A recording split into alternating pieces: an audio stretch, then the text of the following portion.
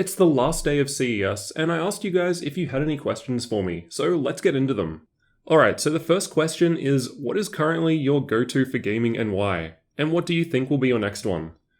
Well, I'm not exactly sure if you're talking about gaming PC or laptop. I'm going to assume laptop as I'm a laptop-based channel.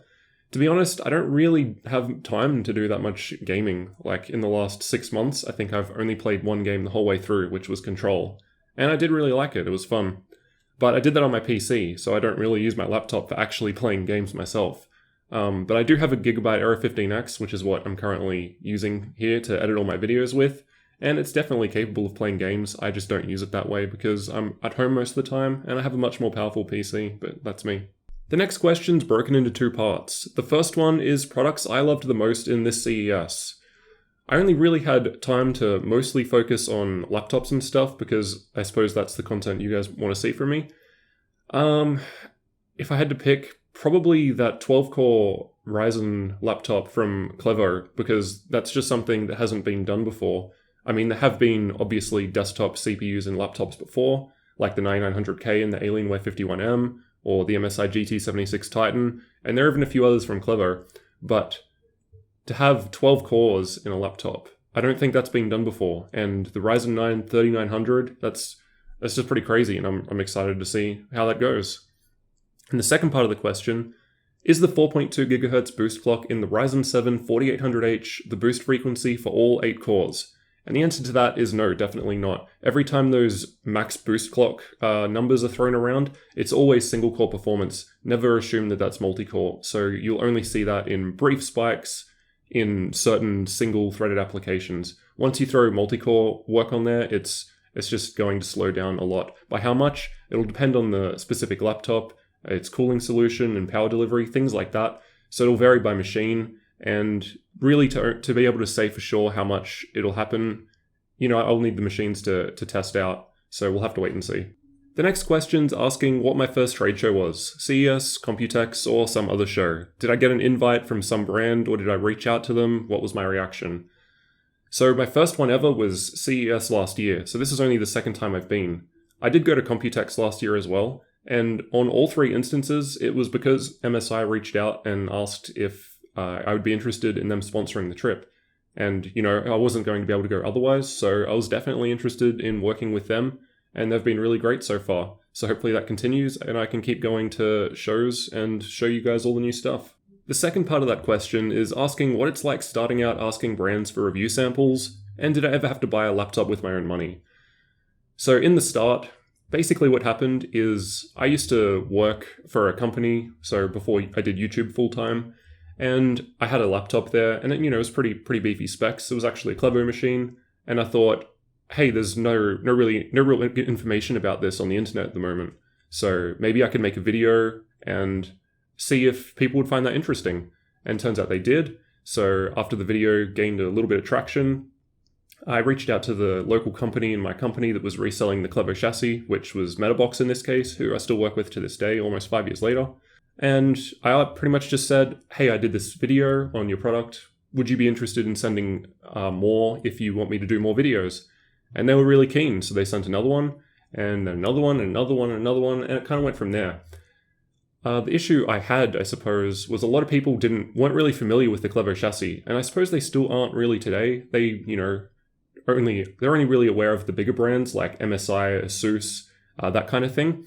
So what I guess did to kind of build up the channel with what I had to work with at the time was because I was still able to get access to all these laptops, I still had a lot of data from different benchmarks like CPU comparisons, GPU comparisons, that type of thing. So because I had all these numbers, I could make content that people still wanted to see. And then, as I grew over time, it was easier to start asking larger brands, like, hey, I have this channel, would you be interested in lending me a laptop? And I'd be happy to review it, that kind of thing. So in some cases, it would be a case of me reaching out and requesting this. Some companies still haven't responded to this day. That's another story. Others have reached out to me first, which has been nice. So I think for the most part, at the moment, I'm in contact with most of the big brands. So that's really good. But before that, I did have to buy a few with my own money. That was mostly Lenovo. So I still owned the Y530, the Wi-Fi 40 and the L340. So I only bought all of those because you guys asked so much, and I knew a lot of people wanted to see them, and I was really interested in reviewing them, so I did what I could to make that happen. Now the question is top 5 favorites at CES. Well, I don't know if the video will be up by the time this one goes up. I'm not sure which will be first, but I do have a best of CES video coming, so that will probably answer a lot of that. But I guess if I had to think off the top of my head, first one would probably be that Ryzen-based Clevo laptop with the 12-core CPU that I already mentioned. Second, probably the Asus G14, probably just because a lot of the other laptops that I saw were kind of just like refreshers with the new Ryzen parts, but that one was entirely, I guess, completely new design that we haven't seen before. So 14 inches with up to RTX 2060 and 8 cores, of course. So that's pretty interesting, and I can't wait to see that one. The other one would be probably the Asus StudioBook 1, and that's just because it's like 2.4 centimeters thick, 15-inch machine, and it's got basically NVIDIA Titan RTX graphics equivalent for a laptop, which is the Quadro 6000. So it's got the same CUDA cores and 24 gig of VRAM, which it's just crazy for a laptop. 250 watt TDP apparently. I mean, obviously don't expect it to run up to that in that chassis, especially given it's also got an 8-core CPU, and I think it was a 300 watt power brick. So, you're probably not going to get full performance, but, I like seeing powerful, crazy stuff like that in a laptop, so that's nice. I think that's 3, so 4 and 5. Well, there wasn't really that many new things, I guess, so I suppose I'd probably pick for 4 and 5, maybe the Asus TUF A15 and A17. Yeah, mostly because they appear to be bringing the large 90 watt hour battery to machines that otherwise, in the past have had lower batteries, but are also supposed to be more budget-friendly laptops. I mean, that's what the TUF brand's meant to be anyway. Wait yet to see the pricing, so who knows. But yeah, that was interesting. And probably actually the MSI GS65, oh, sorry, not 65, that's the old one. The 66, that looked pretty good. It was just all blacked out, nice and thin. I don't know if the motherboard's upside down like the old one, probably is, but it looked nice. Some nice changes, nice improvements. Apparently going to have 10th gen Intel CPUs once those are out, whenever that is. And I'm guessing new NVIDIA parts because they wouldn't tell us what graphics were inside. But yeah, we'll have to see. So I guess those are my top 5. How are you? Well, that's a question. I could use some sleep. Let's go with that. So I'm about to leave this hotel room, and then I've got a 24-hour trip back home. Probably won't be able to sleep on the flight because I just can't sleep sitting. So that'll be a fun experience after a whole week of running around and not really sleeping much. So pretty keen to get home and have a few days rest. Job beside YouTube. YouTube is my full-time job. So I actually quit my last full-time job in April 2018, and I've been working on the channel full-time ever since. Yeah, it's been going really well. So I used to work as a penetration tester. So basically, security, trying to hack websites kind of thing. And, it was a cool job. Sounds good. It's pretty fun. But I just enjoyed doing this more. And I was doing both at the same time. And it wasn't going very well because I was essentially cutting my sleep schedule just so that I could maintain the channel. And once the channel started to kind of build up, I just decided, I just want to go all in on this, see how it goes. It's been going pretty well ever since. How long does it usually take you to make a review video? Thermal, game test, full review. So I don't actually know. It's definitely a few days. Like when I say a few days, I mean like a few 15-hour days, like non-stop work. So it is a lot of work. But what I'll do is almost always I have multiple machines on hand at once that I need to review. So I don't just do one at a time because that would be very slow. So I try to have at least 2 going at once. Sometimes I have 3 going. I find 3 is the best use of my time, but it's a lot harder to keep track of what I'm doing. So I think 2 is a good sweet spot. So then I don't, start confusing things and that kind of stuff, because that's not going to be good. But yeah, with 3 laptops, I can essentially have one laptop doing a battery test, because, that's just going to sit there for hours doing nothing except draining the battery. So that's no effort on my part. I can have thermal testing going at the same time because I have a table behind me where I sit, which is where I do all of that. So I can have the laptop just sitting there for hours, with the stress tests going and all the monitoring. So That's another thing that can just sort of run in the background, I suppose. I mean, I do have to go over every half an hour or so to change the settings and get the results, but, it's not that much effort realistically. It's more effort when it comes to the game component of the thermal testing, because I actually have to sit there and play the game, so that's a few hours burnt there. And then with the game tests, well, I still use a lot of built-in benchmarks for the games, and in most cases, a lot of that is press a button, wait 1 to 2 minutes for results, repeat. So I can kind of do that while working around the thermal testing, and at the same time I might be writing up a script for another video or researching. So there's just a lot of stuff going all at once to make the most out of my time, so that's how I'm able, I guess, to get so much done. How do you think the Ryzen 4800H and 4800HS would compare, thermal output and actual performance-wise? So the 4800H is meant to have a 45 watt TDP, and I think the 4800HS is meant to be 35 watts, and that's what ASUS are using in the G14. So I don't really know. I mean, they claim it still gets good performance, but I understand why they need to cut back that 10 watts. It is a thinner machine in 14 inches, still paired with up to RTX 2060 graphics, so some compromises do need to be made. But at the same time, AMD was saying the 4800U with 15 watts is still excellent performance. I mean, it's all yet to be seen. But yeah, I kind of do get the feeling that with 35 watts, you're probably still going to get a fair chunk of the performance. Because, as you keep going up and up, there is definitely diminishing returns at play before overheating starts to become an issue. But yeah, realistically, I'm going to have to wait and see until I can get both for testing. Second part of that question is, also, can Intel do something about their own chips? I think they're going to be knocked out of the laptop space. Well, I think there's probably still a while before that'll happen, but, I guess we'll see. You have to wait and see how the new Ryzen CPUs actually perform first. But yeah, it depends on how well 10th gen does, and at the moment, I don't know when that is. I kind of have a feeling it's going to be before Computex, so I suspect at Computex, which is in June, that there'll probably be a lot more laptops on show there with all the new hardware, but yeah, we're just going to have to wait and see. If you were in the market for buying a new gaming laptop, would you buy now or wait for the 2020 models to arrive? So, recommend buying now or wait. So with this question, I always say it depends on whether or not you need something now or can you wait. But at the same time, you don't want to keep waiting forever because there's pretty much always going to be something just around the corner, right? So you don't want to get into that trick, because I've had that with my desktop. So basically, I waited like 3 years before I ended up pulling the trigger and buying something.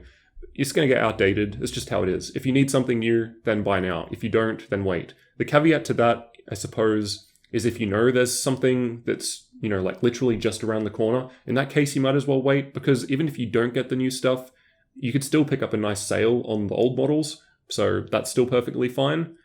If I was buying now and I was in it for pure gaming, I guess if money wasn't an issue, personally, I really like the ASUS Zephyrus S GX502 because you can get Max P 2070 in such a thin machine, and yes, it does run hot, but you can disable the Intel graphics, and that thing just performs very well for the specs. On the more budget side, say $1,000 price point, for me, I still recommend the Acer Helios 300 or Lenovo Y540, depending on your region. In some countries like the US, I know the Helios is cheaper, and it does perform better out of the box, but once you tune them, the performance is very comparable. It just depends if you're willing to do that work yourself or not. And in some countries like mine, the Y540 is actually $500 cheaper than the Helios. So it really comes down to pricing in your region. At the moment though, I suppose it is worth waiting, maybe a month or two to see what the performance from these new Ryzen CPUs is like. I know Intel 10th gen is probably a few months away, don't really know when exactly, but I would expect within the next 6 months. So if you wanted to wait, could be worth waiting, but probably not is my guess, because I don't think the 10th gen H series is a major architecture change. Like, I'm pretty sure it's still going to be 14 nanometer, so probably not that much of a performance jump, maybe just a little bit of extra clock speed, that kind of thing. I guess similar to what we saw with the 9th gen jump from 8th gen. We did get some extra cores, so with Intel we might have the option of extra cores there. It's hard to say. I don't know, 8 cores might become the new i7, 10 cores might become the new i9. Yeah, again, we'll have to wait and see. In the end, it really comes down to if you want to wait or not. I would enjoy a showcase of the best toenail clippers on the market, including specs and prices. Well, lucky for you, I've got them right here. These are the Nail Clipper 9000s, and as you can see, They work extremely well. Highly recommend, 10 out of 10 every time. Should I buy the Helios 300 now, or wait for the 2020 budget laptops in the $1,000 to $1,400 price range? So similar to the question I answered just before, comes down to whether or not you really want to wait. Honestly, for the Helios 300 at $1,100 US, I mean, that's before sales. Obviously on Black Friday, went all the way down to 930, which is pretty crazy. I think it's still a great machine for the money. So if you do need something now, I think that's still pretty good. What's your prediction on gaming laptops this year? Shall we wait for the Ryzen 4000 series? I guess at this point, as just mentioned, it's probably only a few months away, if that, so might as well hold off a little bit just to see, especially if you need multi-core performance, because the option to get 8 cores, 16 threads in a laptop is a nice option if you need that multi-core performance. Depends what you're doing, of course. Could be less useful in gaming, but at the same time, AMD did claim that the 4800H beats the 9750H in games. But yeah, it's all yet to be seen. It's really hard to answer without knowing the performance myself or having tested them firsthand yet. Is Asus TUF A15 a powerful competitor in budget segment? I certainly hope so, but again, I really don't know because I don't know the price and I also don't know how it performs yet. But in the past, that has pretty much been what the TUF series has been meant to do. It's what it's meant to do, I guess. It's kind of their entry-level, more budget-friendly line of gaming laptops compared to, say, like the Scar and the Hero and the Zephyrus and those kind of things, the ROG line. So I would expect so, but gotta wait and see. Is more processing power becoming redundant when it comes to stuff outside of gaming or rendering? Is it more of an overkill these days? Yeah, I think so. If you're just, browsing YouTube, using Windows, typing Word documents, that kind of thing, you definitely don't need an 8-core CPU, at least not at the moment anyway. Depends how many Chrome tabs you have open, but yeah, if you're not doing heavy workloads like gaming or multi-core stuff like rendering, that kind of thing, you can still get by perfectly fine with a laptop multiple generations old. Definitely don't need the latest and greatest for that. Is your name actually Jared? I hope so. Would you recommend the Scar 3 or Zephyrus G14? Again, it's really hard to say because we haven't had these things for testing yet. If you go max spec, the Scar 3 should do better, I think, in terms of gaming, because it's got the Max P 2070, while the G14 is up to RTX 2060 Max Q, so that's going to cap it a bit. It really comes down to the CPU performance and how much that matters. I suppose if, say, single-core and multi-core performance is up, then at lower settings, the G14 might have an advantage, despite the better graphics in the Scar. Otherwise, if the CPU doesn't end up making that much difference, again, got to test them out, then maybe the Intel in the Scar will still do better. Or if you're using higher settings and you have that higher GPU, if your game's more GPU bound with the higher settings, then that 2070 will definitely come into play and give you an edge. Are thick laptops worth it? Depends if you want to carry that around, I guess. So the whole point of a laptop is to be portable, right? So I could take a 9900K laptop and I could bring it to CES and it would be 10 out of 10 for editing, but I would probably break my back and I would actually have to get a new bag because it wouldn't fit in my camera bag. So it depends how you're using it and, if that's going to fit into what you do with your laptop. If you just leave it at home and it's mostly a desktop replacement, then yeah, sure, I could see it being fine for that. You get the benefit of the power, and the downside of it being thick and heavy is less of an issue because you don't need to move it around often. What's the update on Acer Predator successors? There basically wasn't one. So all they really did was add the 300Hz 1080p panel to the Triton 500. Other than that, they didn't have anything new in the Predator lineup. So nothing was refreshed with the Ryzen new CPUs. So we'll just have to wait and see what they do when Intel 10th gen and possibly new NVIDIA graphics comes. That's what I suspect most of the companies are probably waiting on before they update. But yeah, again, just gonna have to wait and see. What's the difference between thermal throttling and power limit throttling? And how to settle it? So basically, thermal throttling is when something gets too hot and there's some limit in the machine that says, hey, you're too hot, you need to cool down. So in order to cool it down, it'll lower the clock speed, lower the amount of power being sent, and the chip will start getting cooler. But as a result, the performance is worse. Power limit throttling is kind of similar, but it's to do with the power. So the machine might arbitrarily be limiting the power to the CPU to say 45 watts, which is pretty common with Intel i7 chips. And the reason for that usually is so they don't get too hot. So some laptops do have the power limit higher, but they need better cooling in order to deal with that. So it really depends on the laptop. But yeah, if there's power limit throttling, basically you're not going to be getting full performance because there's not enough power. And sometimes with some laptops, if they're unlocked, you can raise the power limit with software like Intel XTU or Throttle Stop, or sometimes even in the BIOS, depends on the machine. And if you can do that, then you will be able to get more performance at the expense of additional heat. So it will get hotter once there's more power, but that does give you more performance. And this is usually where undervolting comes into play. So if you undervolt, say a CPU that's power limit throttling, the power limit is still the same, but you're setting it less voltage now to essentially do the same work. So the clock speeds can go higher within the same available amount of power. So you can get more performance with what's there without changing the limits. Usually when you do that, the thermals probably won't change too much if you're still power limit throttling. It'll just improve the performance. So the thermals will be similar as you're getting a similar level of power, just better performance with that power. Whereas with thermal throttling, if you undervolt, sometimes it can reduce the thermals and make it cool better, but it really depends on how much it's thermal throttling. So if it's just a little bit, then, it depends on the machine. But basically, undervolting, similar principle, it's lowering the power, and power essentially equals heat. So it can make it less hot. But yeah, it depends how much it's downclocking while throttling. So if it's down all the way here, and undervolting might raise it up a bit, but the best it can perform is like up here. It might still be throttling, but you're still getting better performance than you were before. So it pretty much always helps with thermal or power limit throttling. It just depends how much.